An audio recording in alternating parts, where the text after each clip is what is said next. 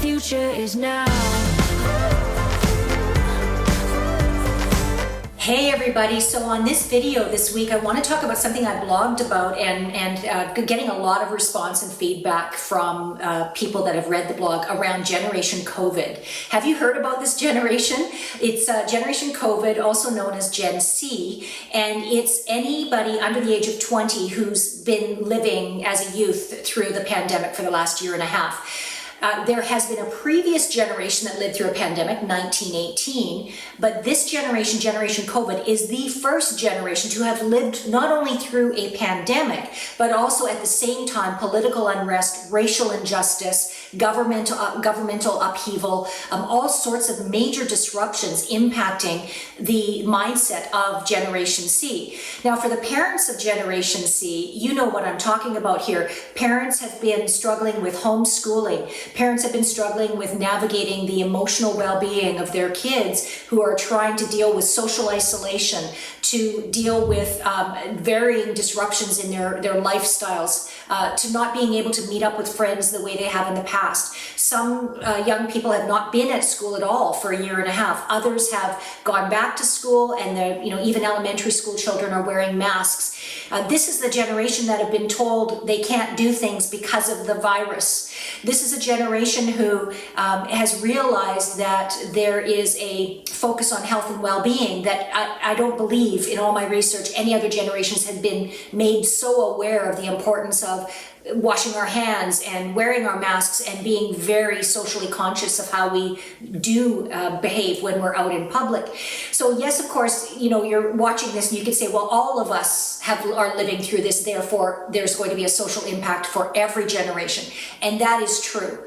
However, I take specific interest in Generation COVID as in how is these disruptions that they're living through going to shape their future? How are they going to look at the future of work? How are they going to look at how they want to show up in the world?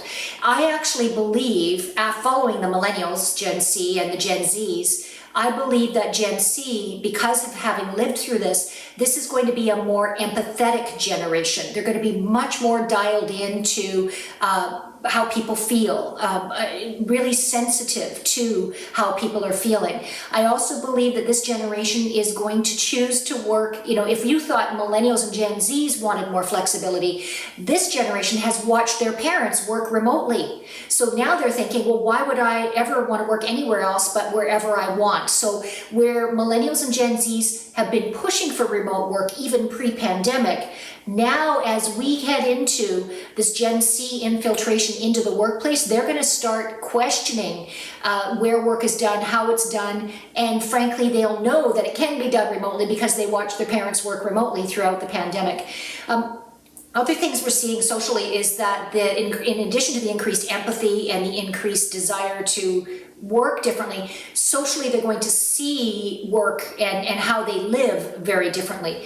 So there's been a few social trends such as rural migration, where a lot of Millennials and Gen Z parents are moving their kids rurally, and now Gen C is the generation that is now growing up with growing their own food, sort of back to basics, if you will, having family dinners around the table, sort of boomeranging back to traditional values. And Gen C is the recipient of that. And so they're experiencing this sort of boomerang effect from technology and everybody on their devices during dinner and sort of all scattered all through the house, and now to a return to somewhat, I would say, more traditional values. I know a lot of people that I've surveyed have said, that some of the positives of the pandemic is increased family time, is increased, time with their children, is less commuting time. So all of this is impacting Gen C and their choices and how they see the world. So I personally hold a lot of optimism for what that means for the future.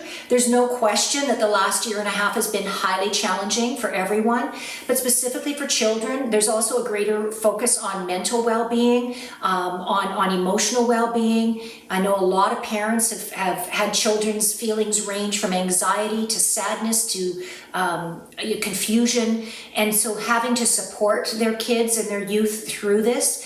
I really want to give a shout out to all of the teachers and the educators and anyone working with youth for the support that they're giving through these times. I'm a grandparent. I have a 5-year-old granddaughter, Olive, who goes to kindergarten, and then I have a 16-month-old grandson, Austin, and I watch my kindergarten grandchild, and they are still going to school here where we live. They're being masked, but I just watch her, the way she talks about the virus and what she can do and what she can't do, and how she's very socially aware, and that's 5 years old. So there's a almost like an emotional intelligence that's going to be much more developed for Generation C, in my opinion, because of having gone through this experience. So something to think about. I want you, it's very relatively new as far as being talked about. It's a trend that we began to research and identify last year when the pandemic began. And so we're sort of on the leading edge of researching and investigating the impact of Gen C on the future. So stay tuned here. I'm going to be talking a lot more about this generation, and based on our research, what we can expect from their mindset and how they're going to look at the future. So stay tuned here for more. But right now, I just wanted to introduce you to the whole concept of Generation COVID, what it can mean. And by the way, if you're a parent, a shout out to you right now, or any grandparent or anyone helping our children through this time. Parents, you have just been amazing, dealing with the disruptions of homeschooling, dealing with the disruptions of having the emotional range that your children are dealing with, and just major shout out to all the parents that have been dealing with their Generation Cs during this time. So stay tuned for more, and I look forward to seeing you soon.